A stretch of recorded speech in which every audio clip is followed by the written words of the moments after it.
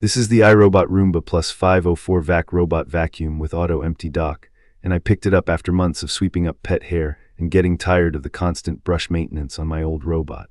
I wanted something that would actually keep up with daily mess without me babysitting it, and I kept hearing that the self-emptying dock and the obstacle avoidance on this one were legit. So I gave it a real shot in my own home, over multiple weeks, across mixed floors, carpets, and the usual chaos of shoes, charging cables, and dog toys. In the robot vacuum category, I would put this in the sweet spot where you're paying for strong cleaning and smart navigation, but not going all the way to those giant all-in-one stations with water tanks and mopping plates. If you're a pet owner or you have a larger space or you want as little maintenance as possible, this is very much for you. If you want mopping, you will want a different class of machine. For me, I care more about daily vacuuming than mopping, so this one made sense. Let me get into what it has actually been like using it. Setup was painless. I did a mapping run with the vacuum motor turned off, and it drew a map of my main floor faster than I expected. The light detection and ranging turret on the top sees the space clearly, even at night, so I did not need to flood my rooms with lights. After that first map, I went into the iRobot Home application and labeled rooms, made a no-go line near a plant stand, and set a schedule for weekdays. I also added a custom zone under the dining table that it hits twice because crumbs pile up there. Day-to-day cleaning has been solid. On hard floors, it gets the fine grit that usually hides along the baseboards. The side brush flicks stuff into its path, and it does those straight, neat rows that make me feel like it is not wasting time. On my rugs, especially a medium pile one in the living room, it absolutely pulls up pet hair that my old robot missed. I notice it because the dock bag gets surprisingly full even when the floors look clean to the eye. The dual rubber brushes do not tangle the way the old bristle brush did. I used to pull out scissors every other run with my older model. With this one, I pop the rollers out about once a week, wipe the bearings, and I am done in a minute. Obstacle avoidance has saved me a few headaches. I left a phone cable snaking out from behind the couch on purpose to see what would happen. Paused, thought about it, and then skirted around without touching it. Same with a sock that fell near the laundry basket.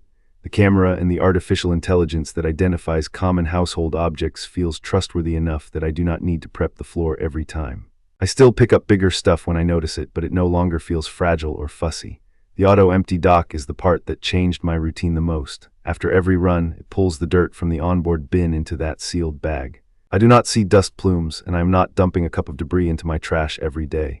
I get a reminder in the application when the bag is ready to be replaced, and that is maybe every 2 months in my house. Swapping the bag is a clean pinch and pull action. I barely think about it. One note that matters: when it empties, it is loud, not kind of loud, it is short and intense. Think commercial vacuum loud for a few seconds. I solved it by scheduling cleaning while I am out. Navigation has been efficient. It does not wander or pinball. It goes out, does the room, moves to the next, and comes back to finish if it had to recharge. Battery life has not been an issue for my space. It has enough runtime to do my main floor on one charge, and on those days when it has to do the entry rugs twice, it still makes it back to the dock without me thinking about it. If it does pause to charge, it resumes exactly where it left off, which has been reliable. There are a few quirks I noticed.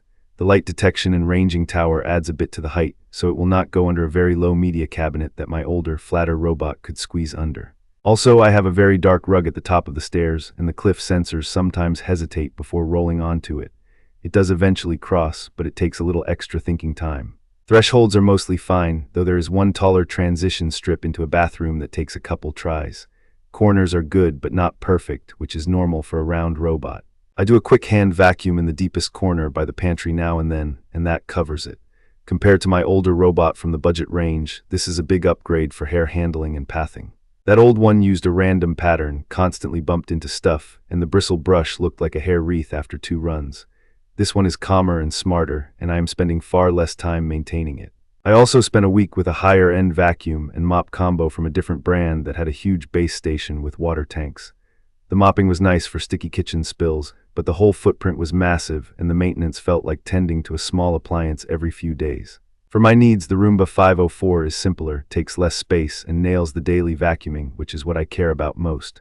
What actually matters to me are 3 things. I want my floors to feel clean when I walk barefoot. I want the robot to avoid cables and slippers and the occasional dog accident. I want to forget about emptying the bin for weeks. This checks all 3 for me.